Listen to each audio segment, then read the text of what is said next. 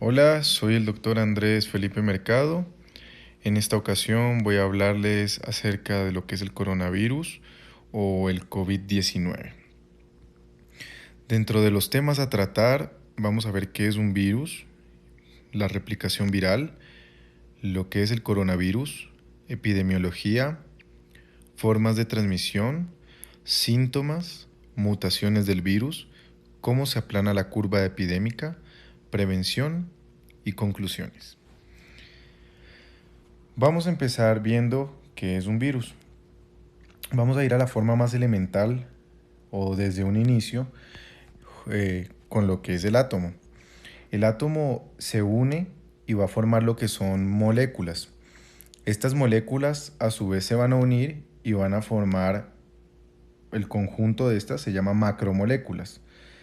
Y estas a su vez se van a unir y van a formar estructuras más complejas como son la proteína, en este caso, y los ácidos nucleicos, como lo vemos en la parte de abajo. Los ácidos nucleicos pueden ser el ARN o el ADN. Estos a su vez se unen y forman lo que es el virus. Como nosotros podemos ver en esta imagen, el virus está conformado principalmente por tres estructuras. Uno, lo que es la cápsula, ¿sí? Que es lo que lo rodea, ¿sí? Al interior. Lo que es el ácido nucleico, que puede ser ARN o ADN, y lo que es una envoltura. La envoltura normalmente está conformado por lo que son las proteínas. Ahora una pregunta que normalmente siempre nos hacemos y es, ¿el virus es una macromolécula? Podríamos decir que sí, que el virus es una macromolécula. Sin embargo, si vamos a responder a la pregunta si el virus está vivo, no está vivo. ¿Por qué no está vivo? Porque normalmente estos tienen que responder a varias preguntas. O sea, el virus tiene que, o una estructura, para considerarse que está vivo, eh, tiene que desarrollar una serie de conductas. Y el virus en sí no puede reproducirse. Él necesita de un huésped o de otra célula para poder reproducirse. Por eso justamente vamos a hablar en esta diapositiva o en esta lámina acerca de la replicación viral. Como habíamos dicho, el virus para poder vivir necesita de un huésped, es un parásito prácticamente, como nosotros podemos ver.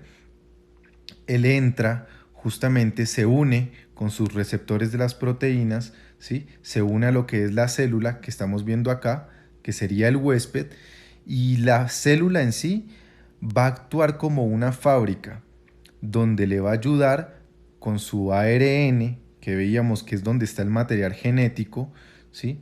Para que se empiece justamente a replicar y va a empezar después a la liberación de lo que son otras partículas o a infectar una nueva célula. Como podemos ver en esta lámina, se trata del coronavirus. A mano derecha de ustedes se encuentra la estructura del coronavirus.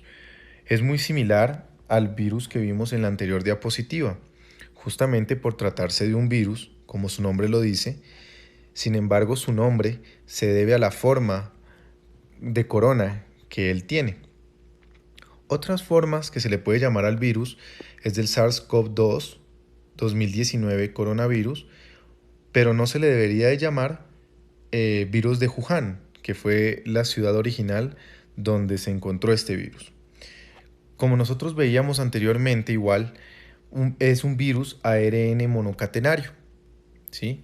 Cada virón del SARS-CoV-2 va a medir de 80 a 220 nanómetros de diámetro y las partículas virales entran a los pulmones a través de lo que son gotitas o lo que son aerosoles.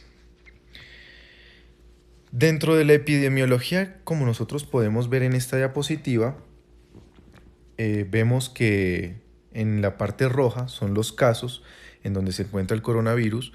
Eh, un poco viendo lo que es la historia de esto, es que se encontró en China y se detectó en China el 31 de diciembre del 2019 y fue a otros países del mundo. Sin embargo, en América del Sur, el primer país de donde se detectó fue en Brasil. Esto fue el 26 de febrero del 2020. En esta diapositiva podemos ver eh, la tasa de mortalidad dependiendo de lo que es la edad, la salud y el sexo. Como nosotros podemos ver en esta diapositiva, en la parte inferior, el sexo masculino, el virus tiene más predominio por el sexo masculino, ¿sí? Ahora, otra cosa que podemos ver aquí en la parte superior, en cambio, es que el virus tiene una fin por las personas de edades mayores de 70 años. Justamente esta es una de las prevenciones que se dan en todos los países, de guardar a las personas, a los adultos mayores. Y lo otro que podemos ver en la tabla del centro es la condición física. Las personas con antecedentes inmunocomprometidas o con enfermedades crónicas, ya sean diabetes, enfermedades respiratorias, hipertensión, problemas cardiovasculares, tienen más probabilidad de tener o de sufrir, en este caso, de morir con lo que es coronavirus. Esta diapositiva es bastante importante porque muestra el poder de distanciamiento social. Es un virus que es bastante contagioso, lo podemos decir. Como podemos ver, una persona normalmente infecta a 2,5 personas. Esto significa que infecta de 2 a 3 personas. Y estas personas, a su vez, en 30 días, como podemos ver, va a tener 406 contagios. Sin embargo, si nosotros reducimos la exposición al 50%, vemos que las cifras bajan a 15 contagiados de los que teníamos anteriormente, que de este 406. Y si los bajamos a un 75%, vamos a tener solamente en 30 días 2,5 personas contagiadas, o sea, de 2 a 3 personas contagiadas. Bueno, en esta diapositiva vamos a hablar de las formas de transmisión. Creo que todos conocemos acerca de esto y hemos hablado, o se habla mucho actualmente, de las formas de contagio. Obviamente, el contacto directo de una persona enferma a una sana, ¿sí? Al inhalar las gotitas de saliva de una persona infectada, o cuando las gotitas caen sobre objetos y obviamente la persona después lo toca, se lleva las manos a los ojos o a la boca y se va a transmitir. En esta diapositiva podemos ver cómo cómo se puede esparcir, mejor dicho, al momento de estornudar las gotas. Estas pueden viajar hasta 1,5 a 2 metros. Es por esto que la distancia recomendada entre persona y persona se recomienda que sea de 1,5 a 2 metros. En esta diapositiva, que es conocida por muchos de ustedes, o es un gráfico que han visto que transcurre en redes sociales, podemos ver y se está hablando y se discute mucho acerca de si el coronavirus o el virus COVID-19 se puede transmitir en el aire. Bueno, este estudio de aquí fue un estudio que se hizo un experimento controlado en no condiciones reales, sino en situación simulada. Entonces, lo que justamente se vio aquí y lo que se está viendo acá es que en forma de aerosol, él puede estar en el ambiente por 3 horas, ¿sí? Obviamente, si por ejemplo el aerosol normalmente, como ya habíamos hablado, viaja de 1.5 a 2 metros, esto es con un estornudo, obviamente con la tos es mucho menor. Si usted entra en un cuarto donde existe una persona que está tosiendo, hay alta posibilidad de que éste se quede en el ambiente, como se puede ver en este estudio.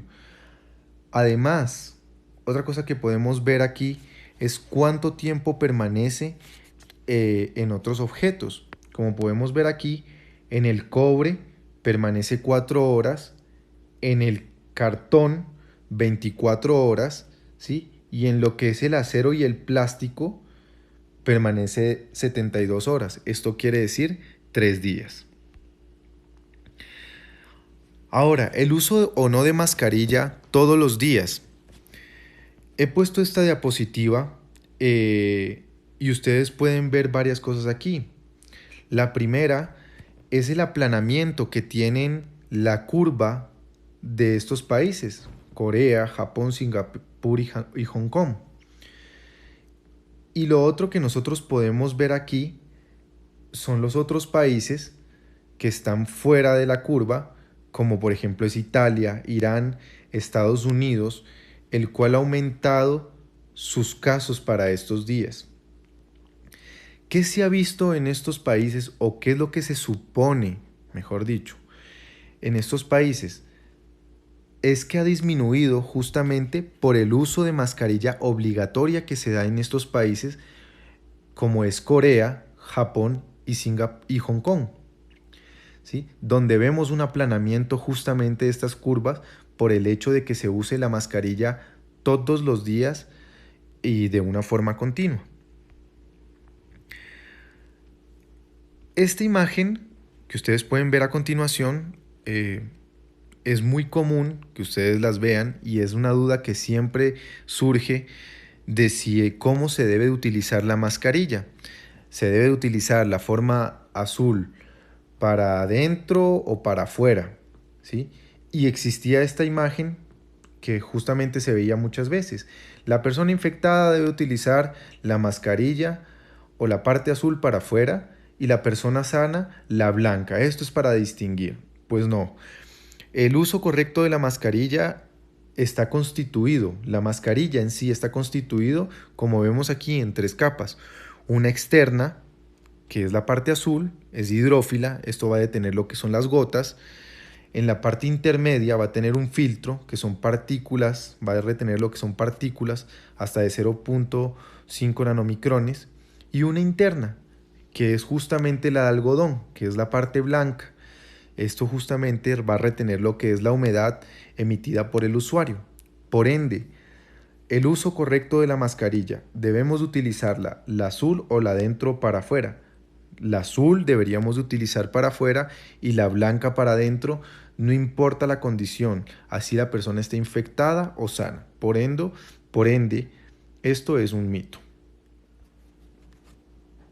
Los cirujanos de Estados Unidos y la OMS han dicho que las máscaras no son efectivas. Sin embargo, cualquier cosa que impida la transmisión del virus en aerosol va a disminuir la viralidad. En esta diapositiva vemos los síntomas. No todas las personas que tienen sintomatología van a estar en un estado crítico, ¿sí? Como ustedes pueden ver aquí, en la parte inferior, solamente un 4% va a estar en estado crítico o va a necesitar una terapia intensiva o va a llegar a su muerte, ¿sí? La mayoría de nosotros va a tener síntomas leves a moderados, ¿sí? Esto significa que en esta diapositiva podemos ver que casi el 86%, ¿sí?, va a tener una recuperación en lo que es en la casa. No necesita de hospitalización. Solamente un 14% va a necesitar hospitalización y solamente un 4%, de un 3 a un 5%, va a llegar a la muerte. Ya habíamos hablado anteriormente de los 2.5 contagios, que es lo que una persona puede contagiar a otra. Dentro de los síntomas del coronavirus, como podemos ver, el 89%, ¿sí?, normalmente se da con fiebre, un 68% tiene tos, 38% fatiga, dolor articular un 15%, dolor de garganta un 14%, dolor de cabeza un 14%, congestión nasal un 5%, náusea o vómitos un 5% y diarrea un 4%. Ahora, ¿esto aplica para todos los países? No. Se ha visto por diferentes investigaciones que dependiendo de los países va a cambiar mucho la sintomatología. Sin embargo, siempre hay que tener en cuenta los principales, lo que es la fiebre. En esta diapositiva, que es muy parecida a la diapositiva anterior y concuerda con los datos anteriores que nosotros estábamos viendo, del 85, del 84% que decía la anterior diapositiva y del 14% y en esta del 15% que decía la anterior diapositiva de las personas que necesitan hospitalización. Sin embargo, nosotros vemos aquí, y esta diapositiva que les coloco aquí, es para ver la forma de contagio o el contagio en tiempos o en días, como nosotros podemos ver aquí abajo, de cuánto puede producir el contagio. Eso significa que yo estoy viendo aquí que yo no necesariamente necesito tener síntomas, como nosotros podemos ver aquí, no necesariamente necesito tener síntomas para poder contagiar el virus. Ustedes pueden estar hablando con una persona sana en estos momentos que posea el virus y en estos momentos ustedes pueden estar siendo contagiados. Las mutaciones del virus. Esto es algo muy importante y es algo también que se ve mucho en redes sociales y dicen si el virus ha mutado. Por supuesto que sí. Como nosotros podemos ver en esta lámina de acá, vemos las mutaciones que ha tenido el virus. A mano izquierda de ustedes es la cepa o como decir la madre del coronavirus, el primer coronavirus que se vio o que fue diagnosticado en China y cada bracito significa una mutación que ha tenido. ¿Por qué es tan importante esto de las mutaciones?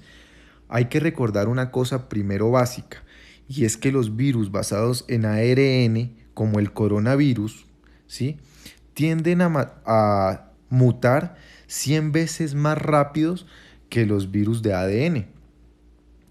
Ahora, ¿qué es otra cosa importante de esta diapositiva?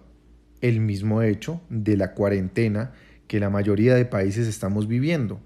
Esto significa que si el virus no tiene a dónde mutar, pues obviamente voy a quitar de pronto una de estas cadenas y me voy a quedar solamente con la de arriba y así sucesivamente. Por ende, el virus tiene menos chance de mutar estando o contagiando a menos personas. ¿Cómo se aplana la curva epidémica?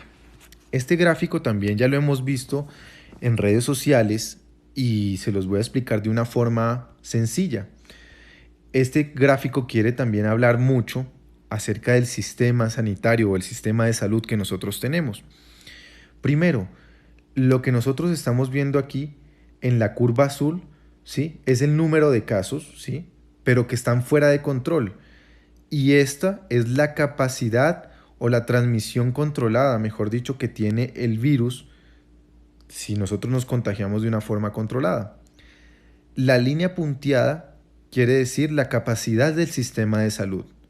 Por ende, si yo tengo una transmisión fuera de control, yo no hago cuarentena, no me controlo bien, no estoy controlando, la línea, como nosotros vemos ver, mejor dicho, la curva, sobrepasa la línea entrecortada, que es la capacidad del sistema de salud. Por ende, el sistema de salud no se va a dar abasto, que eso es lo que está sucediendo en la mayoría de países, ¿sí?, como España, Italia y lo que sucedió en su entonces en lo que fue China. Ahora, si nosotros tenemos una transmisión controlada, ¿sí?, pues nosotros vemos que el sistema de salud sí puede llegar a colapsar, no vamos a decir que no. Sin embargo, la cantidad o la mortalidad también va a disminuir. ¿Por qué? Porque la gente que requiere los recursos, pues obviamente va a ser mucho menos para lo que va a ser el boom de ese momento. Dentro de las prevenciones, esto es muy recomendado y también hemos escuchado muchísimo, la misma OMS, OPS lo da, y es primero lavarse las manos bien por lo menos 20 segundos, ¿sí? Taparse la boca al toser con un pañuelo y luego botarlo o descartarlo, o utilizar a su vez el pliegue del codo y a su vez utilizar la mano menos dominante. ¿Esto con qué fin? El de utilizar la mano menos dominante, de uno no llevarse la mano, ¿sí? Evitar tocarse los ojos y la nariz con la mano más dominante. No permanecer en lugares cerrados con mucha gente. Obviamente permanecer en casa si usted se siente con sintomatología. Las personas igual con síntomas de COVID deben de usar mascarilla, ¿sí? Para disminuir lo que es la carga viral o estas gotitas que nosotros estábamos hablando. Y en caso de que usted no tenga agua y jabón, ¿sí? Limpiarse con desinfectante la superficie y también lo que son las manos. La superficie nosotros deberíamos de descontaminarla pues con los diferentes desinfectantes que se encuentran en el mercado. Con esto hay que tener mucho cuidado porque no todos los desinfectantes van a servir para lo que es el coronavirus. Bueno, terminamos esta breve charla, ¿sí? Con lo que son las conclusiones y pues obviamente sabemos ahorita que el virus es una macromolécula, ¿sí? Que no está vivo, necesita justamente de un huésped para reproducirse, ¿sí? El tamaño es de 80 a 200 nanómetros. ¿Por qué normalmente se les da este tamaño? ¿O por qué yo les puse en las diapositivas el tamaño? Porque esto también va a depender de los filtros que vaya a tener las mascarillas. Tienen una alta tasa de mutabilidad, por eso hemos dicho que la forma adecuada es evitar justamente el contacto con otras personas para evitar que éste mute y a su vez pues que haya otras complicaciones posteriores. El adecuado uso de la mascarilla y no solamente de la mascarilla, de las adecuadas prendas de protección, ¿sí? Como son los trajes, las mascarillas, lo que son los guantes. Y aquí quiero hacer un hincapié también en lo que son los guantes, porque muchas personas dicen, no, yo me voy a colocar los guantes de látex y estoy evitando el coronavirus, sí. Y ustedes van a las tiendas, ustedes ven que las personas en la tienda utilizan monedas, billetes, los alimentos mismo, los cogen con los guantes, pero los guantes no se los han cambiado durante todo el día. ¿La persona puede protegerse del coronavirus? Puede ser que sí. La persona puede ser que se proteja, pero no está protegiendo, está diseminando a otras personas más, a todas esas personas donde se tocó la moneda, tocó los alimentos, etcétera, etcétera. Bueno, la otra, las medidas de prevención o las pautas de prevención, hay que seguirlas si queremos evitar justamente más contagios de coronavirus. Por eso es la recomendación de la OMS que por lo menos al día se laven de unas 6 a 8 veces al día las manos con agua y jabón, sin contar las veces que vamos a utilizar desinfectante. Y por último, y lo más importante, es no crear noticias falsas. Siempre antes, y es una recomendación que nosotros todos estamos tratando de hacerlo, es no crear noticias falsas, no publicar cosas que son falsas, número de muertos, porque esto va a crear más alarma en la población, ¿sí? Y la otra cosa, antes yo de publicar alguna noticia o no sé, algún estudio que acaba de salir, debo de leerlo unas 2 o 3 veces, analizarlo y saber si va a servir o no va a servir. Si no va a servir, es mejor no hacer daño a la población. Yo me quedo con esa información, ¿sí? Pero no hacer daño o no crear pánico dentro de la población. Eso es todo por lo que vamos a ver el día de hoy. Bueno, ante cualquier duda o sugerencia la pueden realizar a mis correos electrónicos que los dejo aquí a continuación. Si ustedes quieren que les envíe un artículo, tienen dudas, preguntas o alguna sugerencia acerca de la exposición, lo pueden hacer tranquilamente. Espero en verdad que lo hagan y muchas gracias. Espero que esta información haya sido de su agrado.